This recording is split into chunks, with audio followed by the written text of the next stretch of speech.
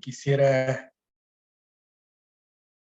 hablar, bueno, de un planteamiento que tiene la Organización Mundial de la Salud, en el que plantea que la salud mental es un estado de bienestar mental que permite a las personas hacer frente a los momentos de estrés de la vida, desarrollar todas sus habilidades, poder aprender y trabajar adecuadamente y contribuir a la mejora de su comunidad. Con este primer concepto podemos identificar que pues, hay un giro en la concepción de la salud que se venía manejando en relación a únicamente atender aquellas alteraciones que impidieran o limitaran el desarrollo de las personas.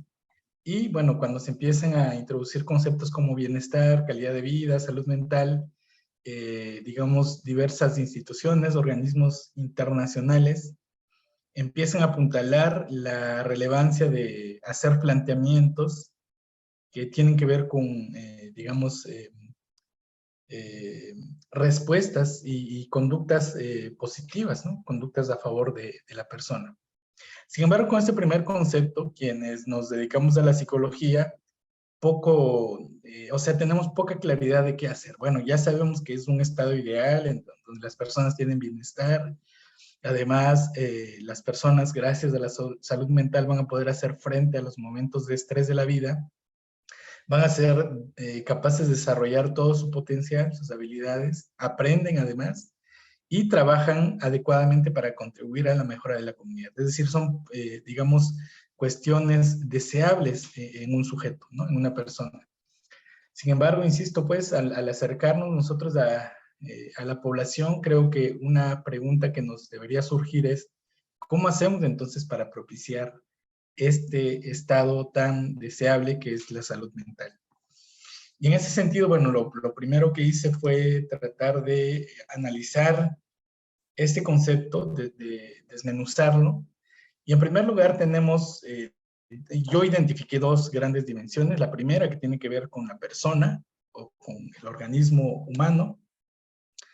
Y el segundo componente tiene que ver con el ambiente, ¿no? Del lado de la persona tenemos elementos como bienestar, hacer frente al estrés, desarrollar habilidades, aprender y trabajar y contribuir, ¿no? Es decir, esas son las tareas, las responsabilidades que tiene la persona en este, digamos, en este planteamiento de la salud mental. Y por parte del ambiente, pues el ambiente podemos entender como ese entorno en el que se ejecutan las conductas, ese entorno en el que sucede pues eso que deseamos de la persona. Y bueno, si decimos que la persona es quien hace frente al estrés, podemos también pensar que el ambiente, del ambiente es de donde obtenemos esa fuente de estrés. También el ambiente va a ser el entorno para el desarrollo de habilidades. El ambiente es el entorno también del trabajo. Y el ambiente es el lugar en donde pues ocurre eso que llamamos comunidad, ¿no? Es decir, tenemos entonces dos grandes elementos que nos dan cuenta de cómo nosotros podemos pensar a la salud mental, ¿no? Por una parte está la persona, por otra parte está el ambiente. Y bueno, pensando en este concepto, yo considero que, bueno, justamente este concepto en donde están presentes los dos elementos, por una parte la persona y por otra parte el ambiente, pues se trata principalmente de una relación, ¿no? Y la pregunta que a mí me surge es, bueno, si para propiciar la salud mental estamos hablando de una relación entre la persona y su ambiente, ¿cómo nos insertamos los profesionales de la psicología en esta relación? Eh, a mí me parece que es una pregunta necesaria, ¿no? Porque, bueno, insisto en este concepto de salud mental. A mí me parece que el concepto es un concepto de un estado ideal de las personas en el que nosotros desarrollamos nuestros potenciales, pues tenemos habilidades para hacer frente al estrés, aprendemos y además trabajamos para la comunidad. Cuando lo escuchamos, es, digamos, se constituye como un objetivo hacia dónde ir. Bueno, y una vez que se desmenuza, yo identifico que hay dos componentes que tienen una relación, la persona y su ambiente. Hay tantas preguntas que nos podemos hacer, como por ejemplo, ¿es posible interferir en esta relación de la persona y su ambiente, es decir, es posible influir para que estos componentes de la salud mental se presenten con mayor frecuencia, con mayor magnitud. ¿Qué podemos hacer, ¿no? Y bueno, una vez planteé esta pregunta, yo considero que lo que podemos hacer es primero reflexionar sobre nuestra disciplina. Yo pienso que los psicólogos tenemos esta gran tarea, por una parte, de continuar contribuyendo a la consolidación de nuestra disciplina y por otra parte, mantener un pie en la realidad, porque además de afianzar esta profesión, esta disciplina, pues tenemos la enorme tarea también de dar respuestas a los problemas que se nos enfrentan en la vida cotidiana. En ese sentido, bueno, cuando nosotros estudiamos psicología, por una parte tratamos de comprender los fundamentos de esta carrera y al mismo tiempo, más o menos como en sexto semestre, tenemos ya la responsabilidad de hacer algunas prácticas, ¿no? De atender algunos casos, ¿no? De hecho, muchas escuelas instituyen la obligatoriedad de estar justamente en las prácticas profesionales en este momento. Bueno, entonces, tenemos así el concepto. El concepto para mí son dos dimensiones, una dimensión individual que tiene que ver con el organismo, una dimensión contextual que tiene que ver con el ambiente, que es el lugar en donde ocurren las conductas. Y de entrada para mí hablar de salud mental tiene que ver con una relación entre la persona y el ambiente. Cuando yo lo considero de esa manera, entonces puedo decir que hay posibilidades de que uno como profesional de la psicología se inserte justamente en esta relación y trate de, bueno, hacer modificaciones con el propósito de proporcionar ajustes a la persona y al mismo tiempo al ambiente. Recordemos que uno de los conceptos más fuertes en la psicología es el concepto de que los organismos somos operantes, en el sentido de que lo que hacemos de alguna manera es recompensado por los efectos, reforzado por los efectos que conseguimos del ambiente y al mismo tiempo el ambiente es modificado por nuestras conductas, ¿no? Bueno, entonces tenemos aquí una primera aproximación de la salud mental como una relación y justamente para reflexionar sobre nuestra disciplina, yo estuve pensando en cómo aprendemos los psicólogos, qué aprendemos, qué de lo que aprendemos de alguna manera nos impulsa a mirar nuestros objetos de estudio como los hacemos, qué de lo que aprendemos orienta nuestra práctica, nos invita a tomar decisiones. Y bueno, yo lo planteé desde los sistemas psicológicos, ¿no? Que es una forma de decir, es una forma de nombrar a las teorías, a los modelos, a las aproximaciones teóricas que han surgido en relación a la psicología, que bueno, de repente hay fuertes encuentros entre nosotros como comunidad para evaluar cuál de las teorías, cuál de los sistemas, de los modelos es la teoría que mejor se acerca pues a los hechos, ¿no? Entonces vamos a hablar un poquito de los sistemas psicológicos, una vez que planteamos que la salud mental tiene una relación y el propósito que yo tengo para hablar de las teorías y los sistemas es para que veamos qué posibilidades tienen las diferentes miradas teóricas en la comprensión y en el tratamiento de las personas y cómo nosotros podríamos hacer para incorporar una práctica que esté más cercana a la realidad, ¿no? Entonces, de entrada identificamos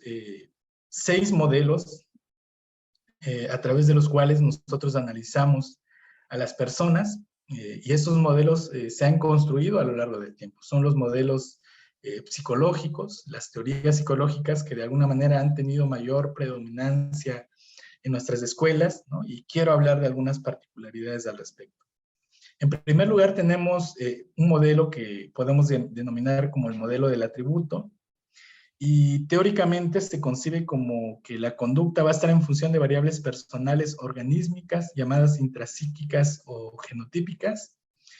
Y bueno, este tipo de variables para abordar la realidad desde este modelo, pues se requiere pues que nosotros evaluemos las variables intrapsíquicas obtenidas mediante procedimientos empíricos, factoriales o racionales para recoger información.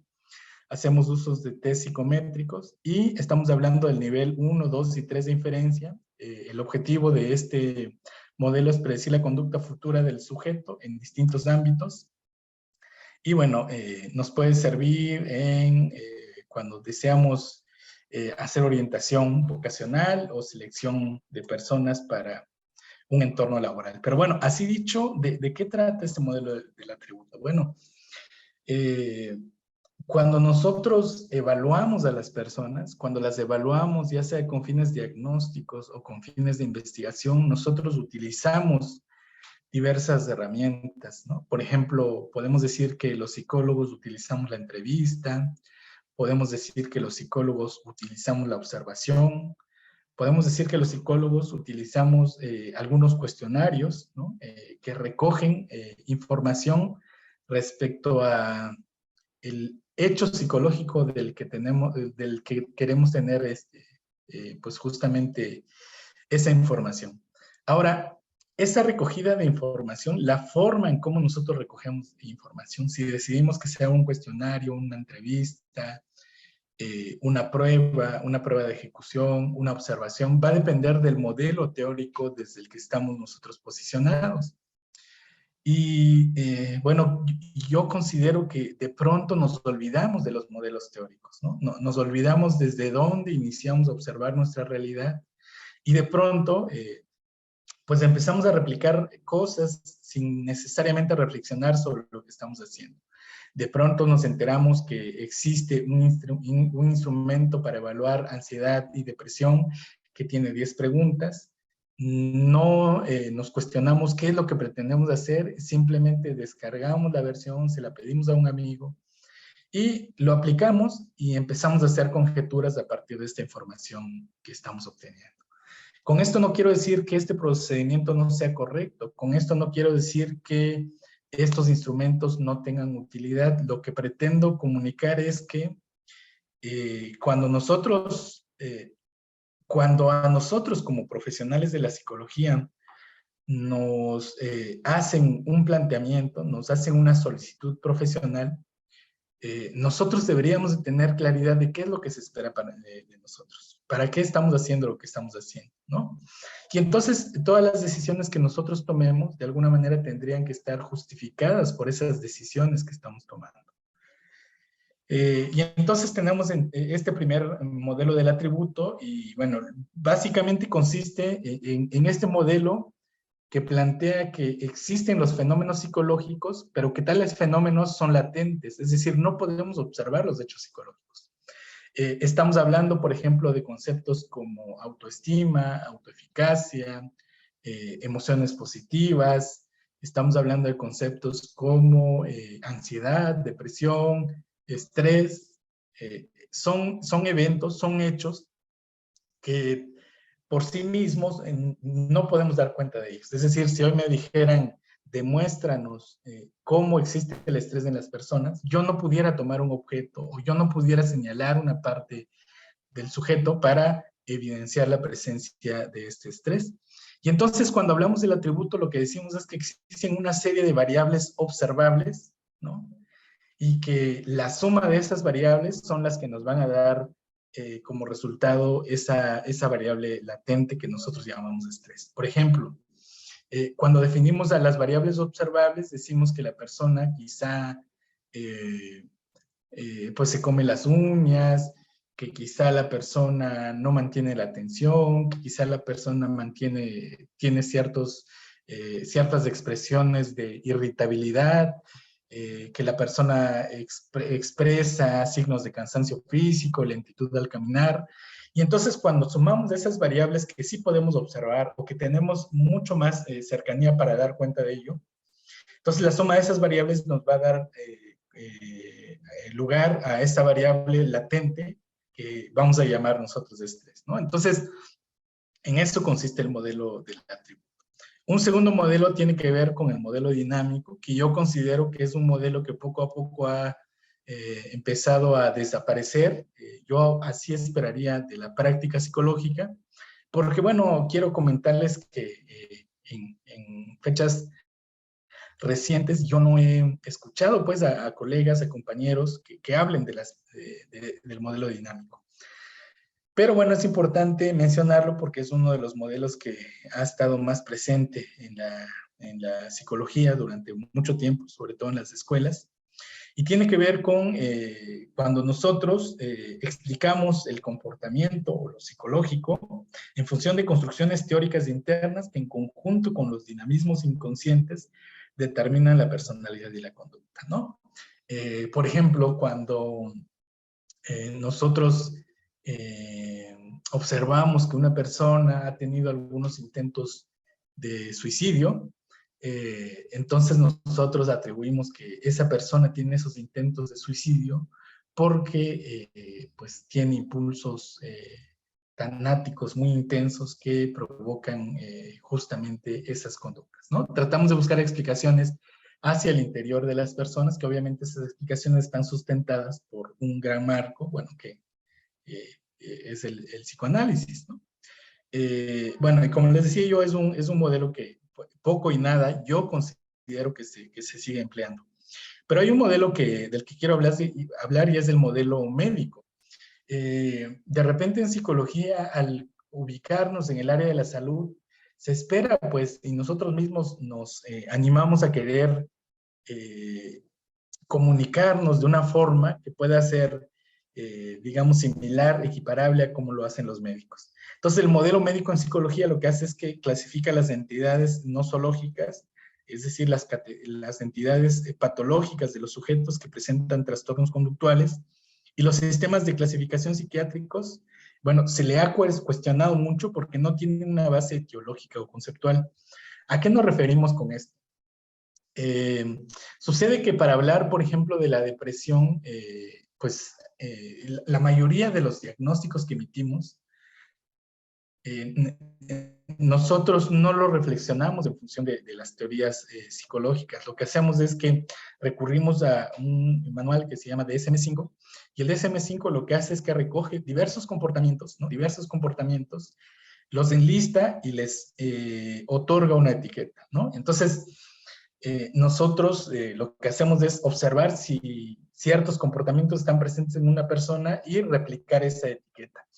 Ese es el modelo médico. El modelo médico consiste en categorizar a las personas en función de cierto grupo de comportamientos que pueden calificarse como comportamientos que se salen de la norma. Ha sido sumamente cuestionado porque se considera que el modelo médico no tiene una base epistémica, ¿no? Para ofrecer explicaciones. Es más bien como una paradoja de la serpiente que se muerde la cola, es decir, explicamos las cosas a través de las causas y hablamos de las causas a partir de las etiquetas. ¿Qué quiero decir con esto? Estaba yo hablando antes de la depresión. Cuando hablamos de la depresión, decimos que una persona tiene, por ejemplo, tales síntomas como anedonia, que es la falta de interés, cosas que nos resultaban placenteras, tiene falta de apetito, tiene exceso de sueño, tiene irritabilidad, en fin, tiene un conjunto de conductas que cuando las observamos agrupadas, le atribuimos una etiqueta que va a ser la depresión, y al mismo tiempo decimos que una persona tiene depresión justamente por esas conductas, ¿no? Es decir, eh, los componentes de la depresión son estos, ¿no? Y esta persona, a su vez, no tiene ganas porque tiene depresión. Es decir, recurrimos al mismo concepto tanto para hablar como del efecto como de la causa, ¿no? Y cuando queremos profundizar, bueno, de pronto decimos que esos fenómenos son multicausales, que aún no se ha encontrado la causa exacta, en fin. Bueno, estamos entonces con este modelo. Luego tenemos el modelo médico, en el que se plantea que el comportamiento se explica por transacciones entre la propia conducta y las variables de la persona y del ambiente. Voy a parar un segundo, no va a ser mucho tiempo, y es que quiero abrir mi ventana. Y ya continúo.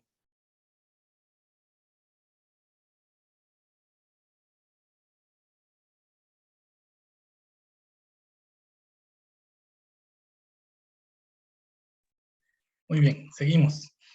Tenemos entonces el modelo conductual, que plantea que el comportamiento se explica por transacciones entre la propia conducta y variables de la persona y el ambiente. Y tenemos el modelo cognitivo que plantea que la conducta es explicada a través de procesos y estructuras internas. Y por último está el modelo constructivista, que plantea que no es posible tener acceso a la realidad, por lo que el individuo crea y construye activamente su propia realidad. Entonces son los 6 modelos en los que coexistimos o con los que trabajamos los psicólogos. En este momento no es el propósito decir cuál es el modelo que sirve y cuál es el modelo que no sirve. El asunto, lo que quiero yo plantear es que al momento de hacer algún planteamiento de naturaleza psicológica, es sumamente importante que nosotros como psicólogos evaluemos desde dónde estamos posicionados. Es decir, ¿qué es lo que justifica las decisiones que nosotros tomamos? Si nosotros preferimos, por ejemplo, seguir el modelo médico y optamos por hacer diagnósticos clínicos de las personas con las que trabajamos, bueno, no es el propósito decir que no lo hagamos, sino que nosotros sepamos cuál es la base sobre la que hacemos y cuáles son los propósitos que perseguimos. De repente perdemos la dimensión de esto y pues ejercemos una práctica que no tiene orden, ¿no? Y en la medida en que nosotros no tenemos orden en esa práctica, tampoco podemos constatar de nuestros resultados. Y yo creo que un elemento muy importante en la práctica psicológica tiene que ver con la ética, ¿no? Y el servicio a la comunidad. De manera que cuando uno ofrece un servicio a la comunidad, ya sea a través de una institución, que tengamos un salario, que una institución nos lo cubra, ya sea en la práctica individual o ya sea en una escuela, tratar en la medida de lo posible que pues, el trabajo por el que nos comprometimos a hacer tenga un sustento, ¿no? Que las decisiones que estamos tomando, pues, sean decisiones conscientes, ¿no? Y que no tomemos lo primero que se nos aparece para solucionar nuestros problemas, porque de lo contrario no vamos a observar resultados. Y también es importante que si nosotros preferimos alguno de estos modelos en nuestra práctica, cuestionemos a nuestro propio modelo. ¿Cuáles son los alcances? ¿Cuáles son las posibilidades? ¿Qué tipo de variables evalúa? ¿De qué manera las evalúa? ¿Qué tipo de procedimientos se han desarrollado a partir de estos modelos? ¿Cuál es la eficacia de esos procedimientos? ¿No? Yo lo que quiero plantear es que es importante que en nuestra práctica psicológica nos inclinemos por un pensamiento científico, por cuestionar lo que estamos haciendo, por reconocer los enormes sesgos por los que estamos atravesados en la psicología y justamente tomar en cuenta esos sesgos para hacer generalizaciones, si es que pretendemos hacer generalizaciones, o bien tomar en cuenta esos sesgos al momento de ofrecer cualquier procedimiento, ¿no? Entonces, bueno, de manera muy general, estoy presentando estos 6 modelos de evaluación en psicología, que son los 6 modelos, digamos, más clásicos con los que trabajamos en psicología. Y bueno, esta tabla nos muestra cómo podemos nosotros comprender ese modelo, con qué tipo de variables trabaja, qué métodos y técnicas se emplean para recoger la información, cuál es el nivel de inferencia, cuál es el objetivo, y qué ámbitos tiene de aplicación, ¿no? Entonces, les decía, el modelo del atributo es un modelo que se sigue ampliamente utilizando, sobre todo en investigación psicológica, ¿no? Que no necesariamente en la línea conductual, y el objetivo es predecir la conducta de los sujetos en distintos ámbitos.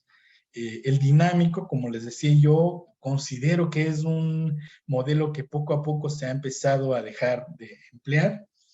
Y el modelo médico también es un modelo que sigue, digamos, siendo muy utilizado tanto en investigación como en la práctica clínica.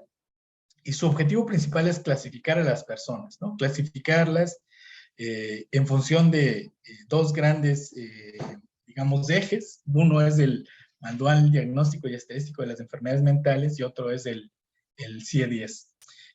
Insisto, este es el modelo médico. El modelo médico tiene serios problemas y ha sido fuertemente cuestionado por, digamos, por tratarse de un modelo pseudoexplicativo. Y bueno, ahorita voy a profundizar con esto. Y luego está el modelo conductual. El objetivo del modelo conductual es describir, predecir, explicar y controlar el comportamiento del sujeto, ¿no? En relación con su entorno. Y bueno, se aplica en entornos escolares, organizacionales, clínicos de salud y en laboratorio. El modelo cognitivo también es ampliamente utilizado. Yo considero que también tiene suficiente utilidad. Nos sirve para describir, predecir y explicar el comportamiento en función de constructos cognitivos como la memoria, la atención, el pensamiento, el lenguaje, las decisiones, las creencias, etcétera. Y pues ha sido utilizado en situaciones de laboratorio, en el ámbito clínico, educativo e instruccional.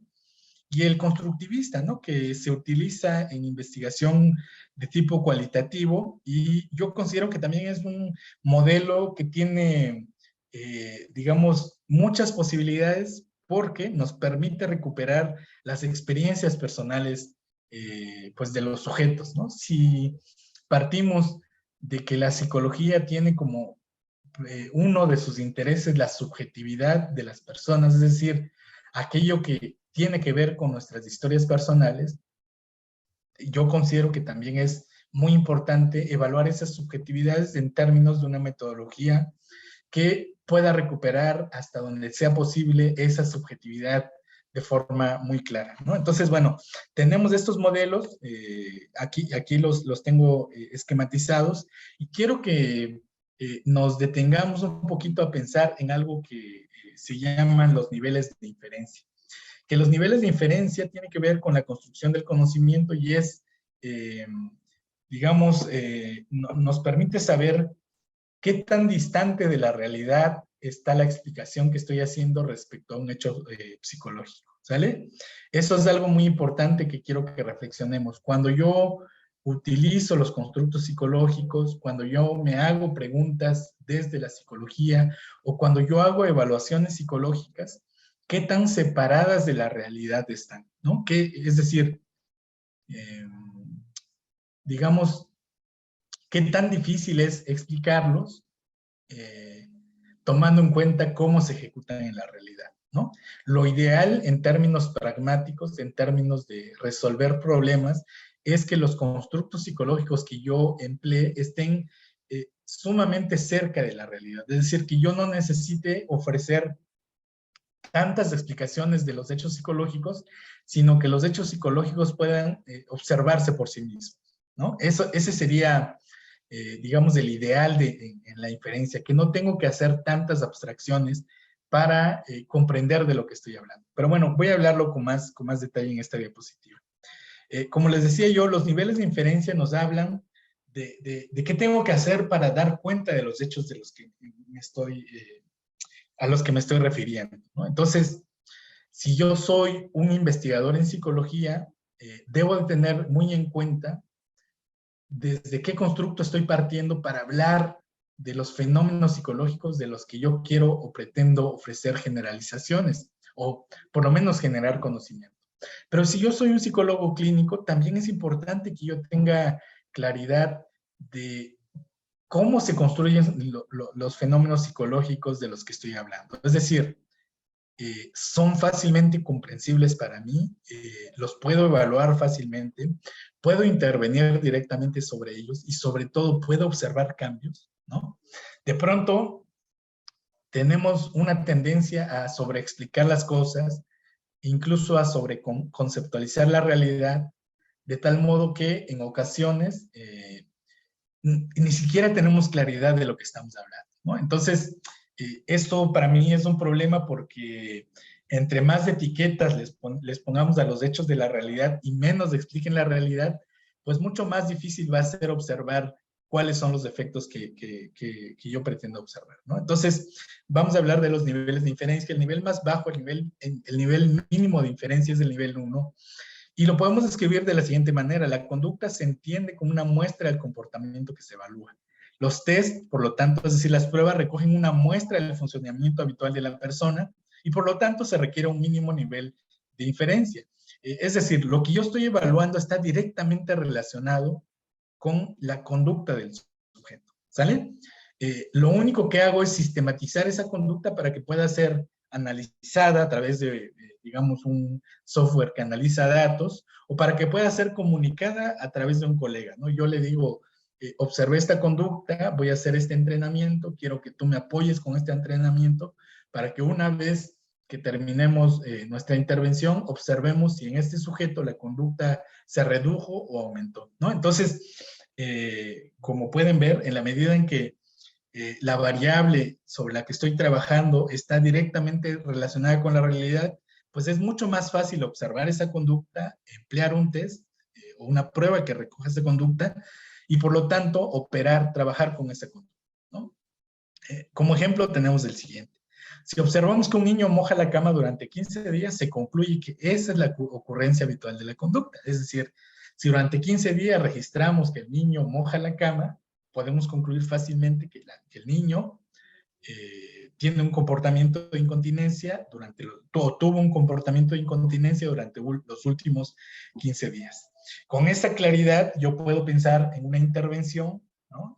Que a lo mejor sea acompañada por un tratamiento médico o un tratamiento de educación para la salud, etcétera, y después de cierto periodo puedo observar si es que tuve un efecto, tuve un cambio o no tuve un cambio. Luego tenemos el segundo nivel de inferencia, que dice lo siguiente: se apoya de un supuesto de relato o correlato que plantea que lo evaluado puede asociarse con otras conductas. ¿Qué quiero decir con esto?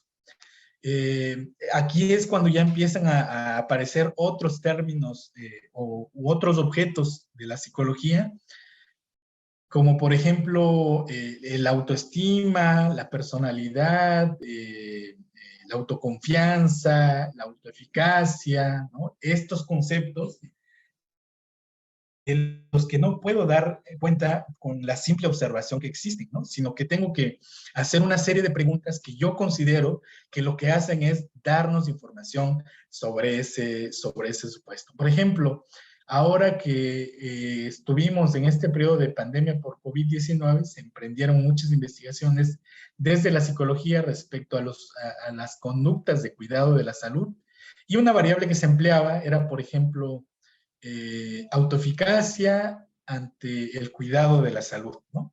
Entonces, como psicólogos nos cuesta trabajo explicar qué es la autoeficacia. Entonces, podemos decirlo, es el grado de confianza que la persona tiene sobre sí mismo para hacer frente a ciertos eventos que pueden resultar estresantes, ¿no? Así definimos la autoeficacia.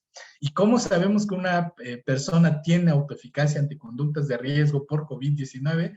Pues le preguntamos algunas cosas, como por ejemplo, si usa mascarilla cada vez que sale, si en el periodo de la pandemia utilizaba el saludo de codo, si evitaba espacios concurridos. Es decir, tengo que hacer muchas preguntas de diversos elementos para concluir que la persona tiene ese constructo del que estoy hablando, ¿no? Entonces, aquí ya estamos hablando de un segundo nivel de inferencia, es decir, el objeto psicológico, el objeto de estudio, ya no lo puedo explicar tan fácilmente. Necesito de otros muchos elementos que en suma nos van a constituir ese objeto psicológico. Va un ejemplo: si una persona informa estar triste, come escasamente, tiene dificultades para la atención y la concentración y piensa que la vida no vale la pena, se infiere que la persona está deprimida. ¿Sale? Entonces, la mayoría de los conceptos psicológicos están en el segundo nivel de inferencia, ¿no? Difícilmente en los psicólogos, bueno, estamos habituados a trabajar con el primer nivel de inferencia, aunque como les decía yo, tiene muchas ventajas tanto a nivel de investigación como a nivel de práctica clínica. El tercer nivel se emplea cuando las conductas que covarían también se convierten en una entidad explicativa. ¿Qué quiero decir con esto? Lo que quiero decir es que este conjunto de conductas que yo observo y que según yo me dan cuenta, no según yo, porque tampoco es arbitrario, sino que según la disciplina psicológica nos hablan de la existencia de un fenómeno psicológico. Por ejemplo, para decir que tengo depresión, tengo por lo menos que reportar 8 de esos síntomas. El nivel 3 no solamente nos habla de la existencia justamente de la variable en función de los síntomas observables, sino que también esa misma variable es la explicación de los síntomas. ¿Qué quiero decir con eso? Bueno, voy a tratar de ponerlo más claro, si es que es posible, en un ejemplo. Una persona informa estar triste, come escasamente, tiene dificultades para la atención y la concentración, es decir, los mismos síntomas de los que hablamos de arriba, por lo que nosotros como profesionales de la psicología inferimos que la persona está deprimida. Y además explicamos que la persona tiene dificultades en la atención porque obviamente está deprimida. Lo que podemos observar aquí es una serpiente que se vuelve la cola. Es decir, la causa de nuestro padecimiento también es la explicación de lo que nos está sucediendo, ¿no? Entonces ese es el nivel 3 de inferencia, y el nivel 4 se trata de una explicación especulativa sobre la conducta del sujeto a partir de una teoría, ¿no? Y esto es el nivel más elevado de inferencia, y no porque sea el más elevado significa que es el más deseable, sino que es el que nos pone en más aprietos, porque lo que nosotros explicamos de un hecho dista mucho de la realidad, ¿sale? Y entonces ustedes cada vez que tomen un concepto de la psicología, cada vez que evalúen una variable de la psicología, piensen en qué tanto esa variable les ayuda a visualizar a una persona que está ejecutando esa conducta. Y piensen también en qué tantas posibilidades ese concepto, esa explicación, pues les permite a ustedes pensar en una inferencia. Por ejemplo, aquí viene un ejemplo. Dice, una persona comete suicidio y se infiere que tiene impulsos tanáticos, los que dirige contra sí mismo, lo que refleja una serie de conflictos intrapsíquicos. Lo que quiero decir es que lo que sucede en la realidad dista mucho de la explicación que yo estoy planteando. Y eso es un problema a nivel psicológico, porque en términos de ofrecer explicaciones, de verdad, en los foros científicos, difícilmente una sobreexplicación va a tener la validez necesaria y la utilidad necesaria para resolver los problemas de la psicología.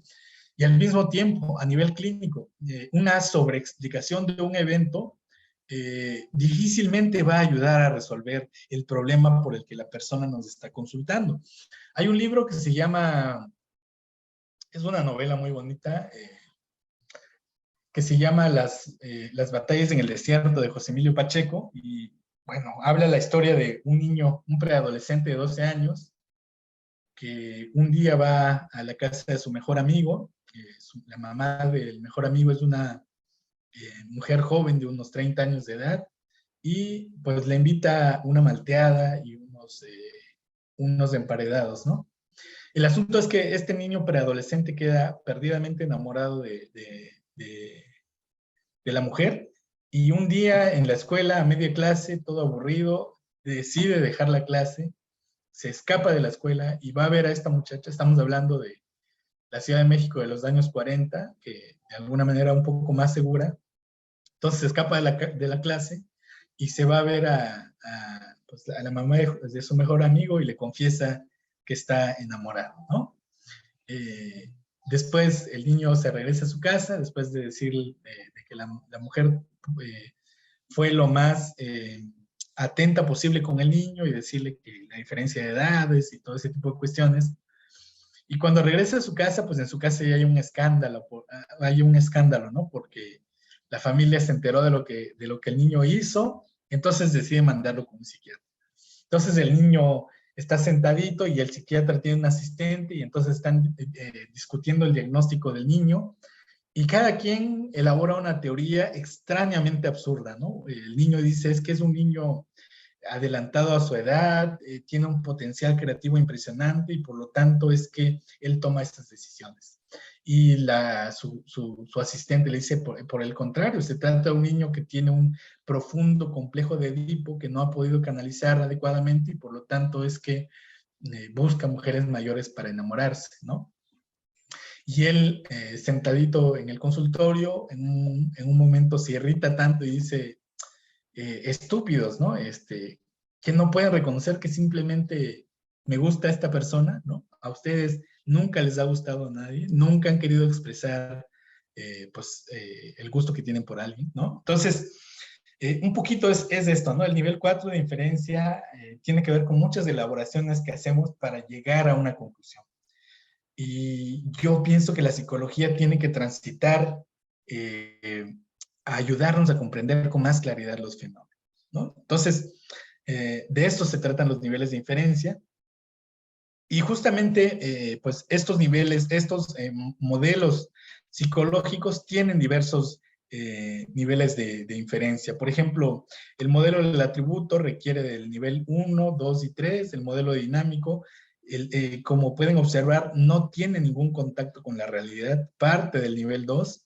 El modelo médico, presumimos que tiene los 4 niveles de inferencia, el modelo conductual también, el cognitivo tampoco parte de la realidad, ¿no? Sino que son autoinformes. Y son, por ejemplo, esos instrumentos que dicen, en los últimos 5 días, ¿cómo considera que se ha sentido? ¿No? Es decir, ya no estamos tocando un hecho que sucede en la realidad, sino que le estamos preguntando a la persona cómo interpreta su experiencia, ¿no? Entonces, para mí es importante que al momento de hacer una evaluación, al hablar de salud mental, tengamos claridad de este modelo de inferencia. Y justamente de esto que le estoy planteando ha surgido algunas polémicas, por ejemplo, respecto a lo ideográfico y lo nomotético. Lo ideográfico tiene que ver con el estudio de los fenómenos a nivel individual, mientras que lo nomotético es el estudio de los principios generales aplicables a los fenómenos que estamos estudiando. Y la polémica está en que la evaluación, cuando hacemos de evaluación psicológica, tiene objetivos individuales que discrepan de los objetivos de la psicología, que buscan ser generales, ¿no? Entonces, ¿cómo conciliamos la experiencia individual con la aspiración de la psicología a ser una disciplina generalizable? Estoy hablando de esto porque, por ejemplo, cuando hablamos de depresión, tenemos por una parte un instrumento que, como les decía yo, es el DSM-4, que nos dice que una persona que tiene estos síntomas automáticamente califica como una persona depresiva. Eso sería un esfuerzo nomotético, por ejemplo. Y sin embargo, lo ideográfico tiene que ver con experiencias individuales de las personas, ¿no? Y es fundamental entender que la depresión no se presenta por sí sola, sino que tiene que ver con la relación que el sujeto tiene con su entorno. Y si tomamos que pues nuestro país es un entorno en donde permea, por ejemplo, la violencia, la falta de seguridad laboral, el desempleo, la precarización, ¿no? Todos esos factores socioeconómicos, entonces podemos pensar que las experiencias emocionales van a ser muy particulares justamente en función de los entornos en los que vive una persona. Y por lo tanto, una persona es probable que experimente algunos síntomas de depresión sin justamente cumplir con todos los criterios que establece un manual como el DSM-4. Entonces, frente a eso, frente a la aspiración a la generalidad versus las experiencias individuales, ¿cómo lo resolvemos? ¿No? Bueno, es la primera pregunta. La segunda polémica tiene que ver con, digamos, un enfrentamiento entre lo cualitativo y lo cuantitativo. La evaluación cualitativa busca realizar un análisis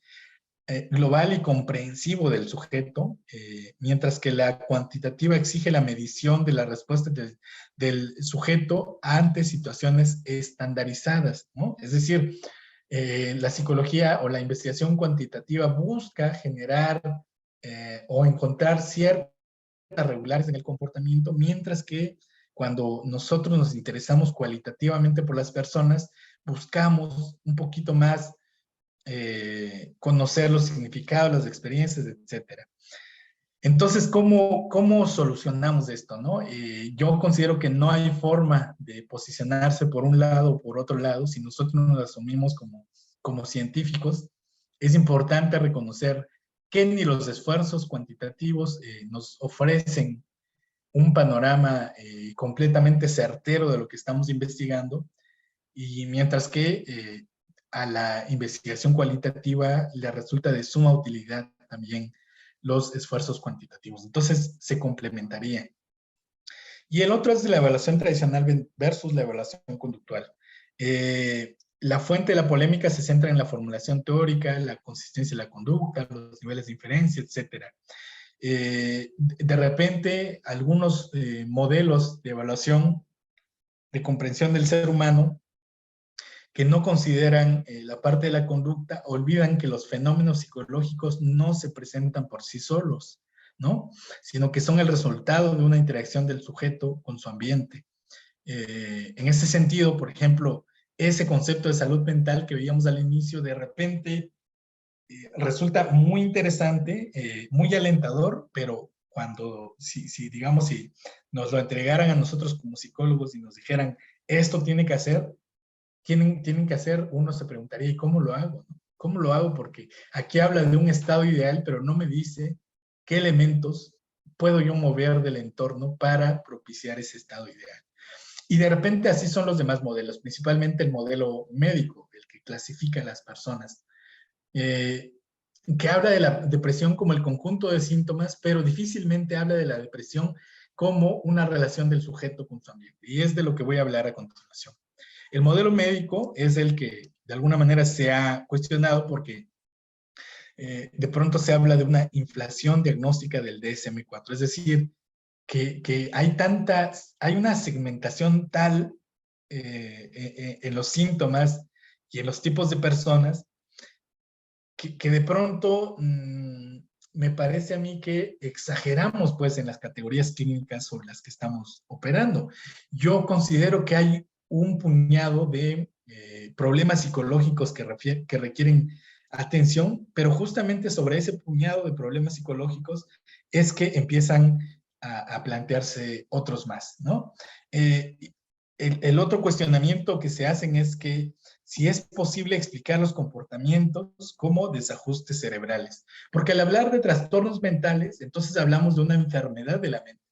Y la mente inmediatamente la asimilamos como el cerebro. Y por lo tanto, para restablecer a esta persona que tiene una alteración de su mente, es decir, de su cerebro, lo que tenemos que hacer es operar directamente sobre el cerebro. Y la única forma para operar sobre el cerebro es a través de medicamentos, ¿no? Por lo tanto, una vez que una persona ha sido diagnosticada mediante el DSM-5, el siguiente paso es que reciba atención médica para tener este reajuste. Sin embargo, me parece que la investigación psicológica nos ha dado luces importantes respecto a la relevancia de las variables psicosociales, ambientales, ¿no? Y que de repente nos olvidamos, incluso nosotros mismos los psicólogos, nos olvidamos de esto, de cómo, por ejemplo, la familia, el entorno, el ambiente, los estímulos, las posibilidades de aprendizaje que tenga una persona son las que realmente influyen sobre los desajustes de naturaleza psicológica. Pero miren, cómo a pesar de que nosotros de alguna manera reconocemos esas variables psicológicas o psicosociales, de repente aspiramos únicamente que el tratamiento sea un tratamiento farmacológico, ¿no? Por otra parte, el modelo médico, como les he venido diciendo, se ha cuestionado y se le etiqueta, se le tacha de ser un modelo pseudoexplicativo, toda vez que primero se observa un conjunto de comportamientos, a este conjunto de comportamientos se le adjudica una etiqueta y esta etiqueta se va a volver la causa de los comportamientos y cuando queremos profundizar decimos, aún no se conocen los orígenes de esta enfermedad, ¿no?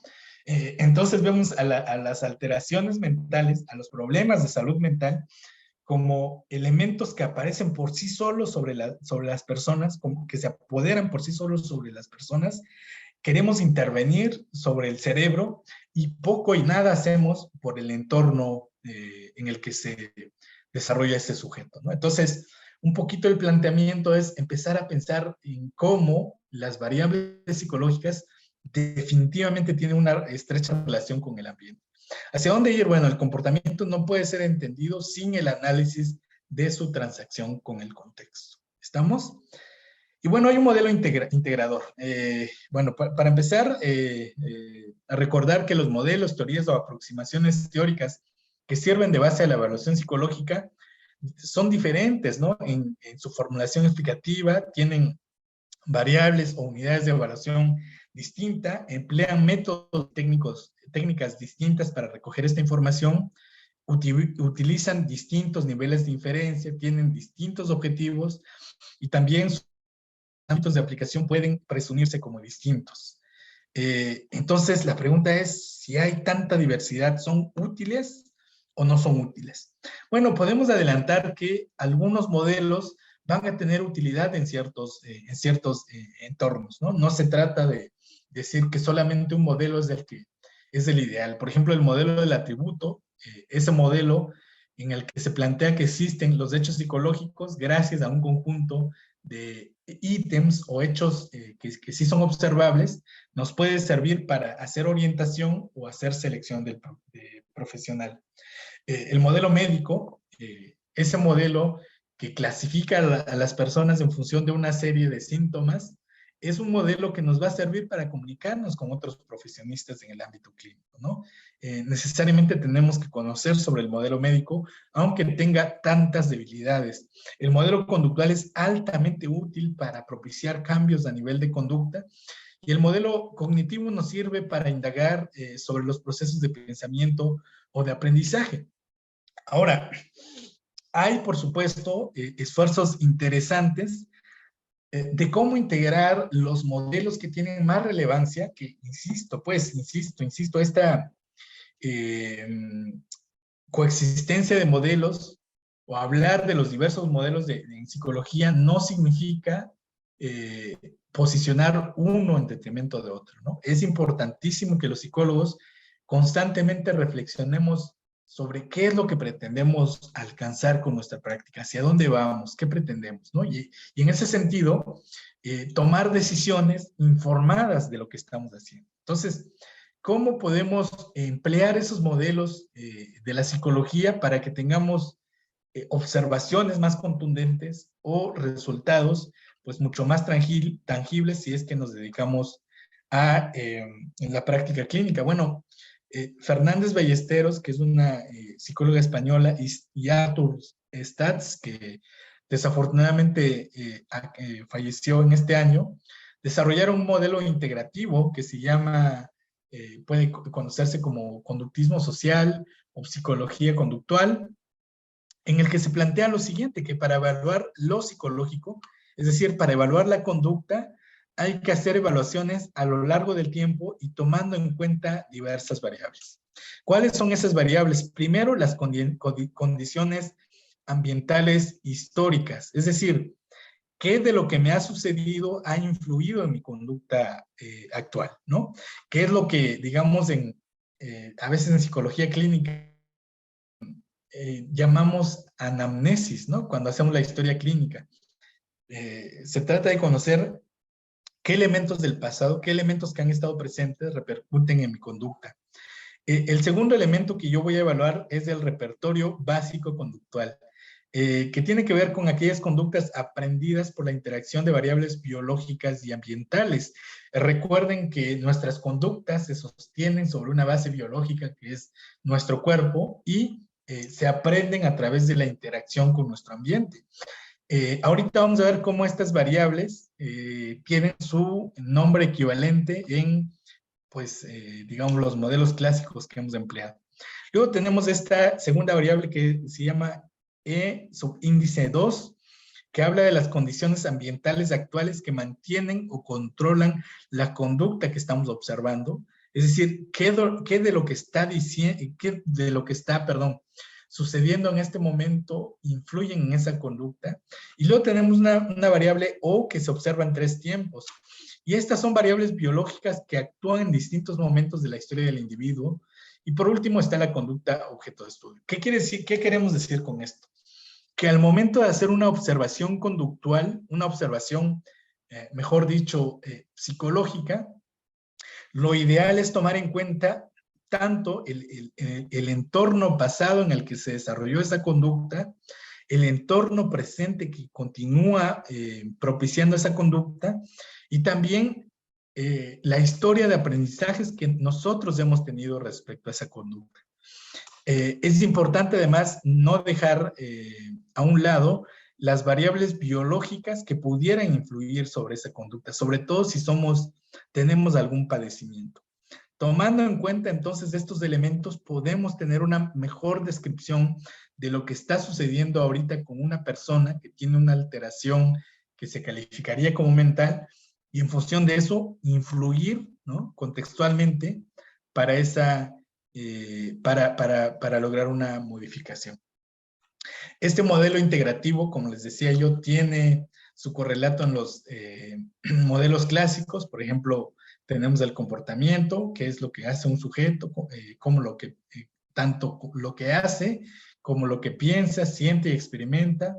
También la personalidad, ¿no?, que en este nuevo modelo lo podemos llamar repertorio básico de conducta, que son disposiciones de respuesta relativamente estables. Historia de aprendizaje, que son las condiciones ambientales pasadas.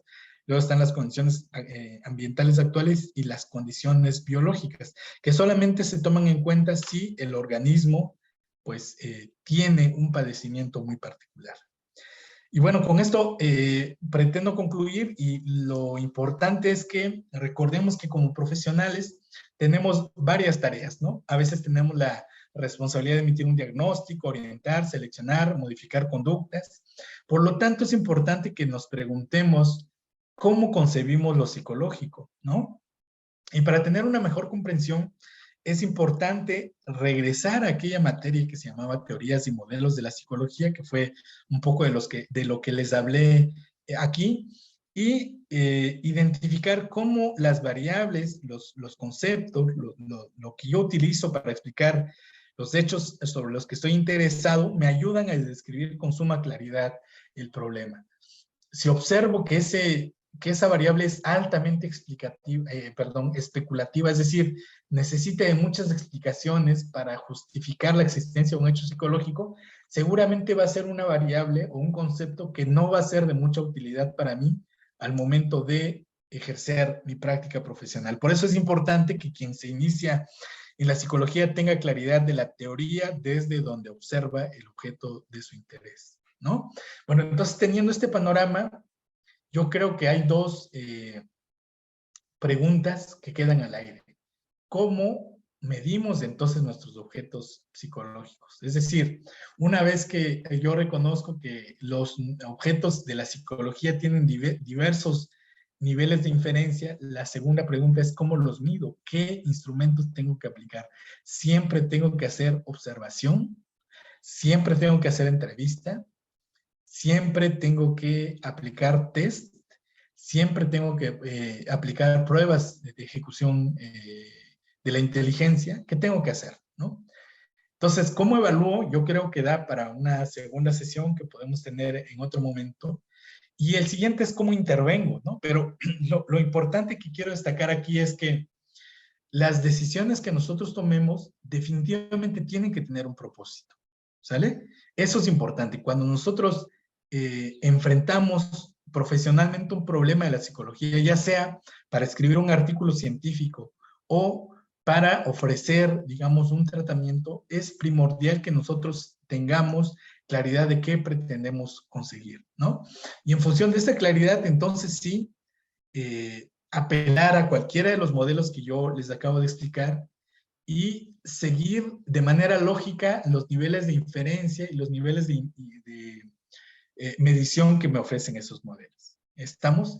Lo que a mí me parecería grave es que nosotros actuemos en diversos ámbitos sin tener claridad de por qué hacemos lo que hacemos, ¿no? Por ejemplo, no tendría mucho sentido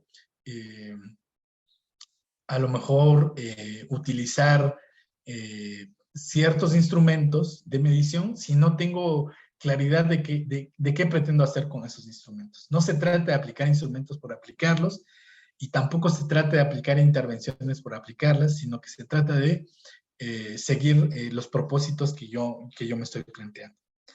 Y bueno, creo que con eso puedo concluir esta parte del tema que me corresponde.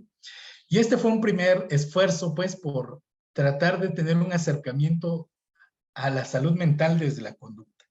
¿Cómo puedo concebir, perdón, la salud mental en términos conductuales? Bueno, esta sería en definitiva digamos, mi primera lectura. Yo creo que valdría la pena que siguiéramos trabajando y todo con miras a reflexionar respecto a cómo nos posicionamos en frente de los hechos psicológicos.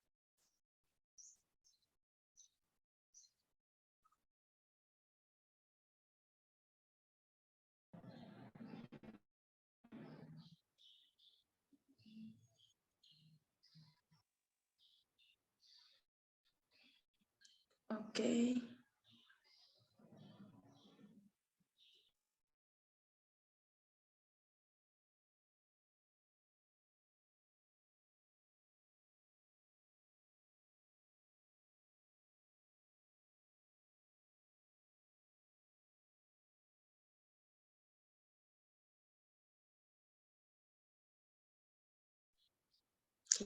Ya finalizó Eli. Sí, sí, acabo de concluir. Ok, creo que tienen problemas con el internet, ¿verdad? No, bueno, yo escucho bien y bueno, concluí mi presentación.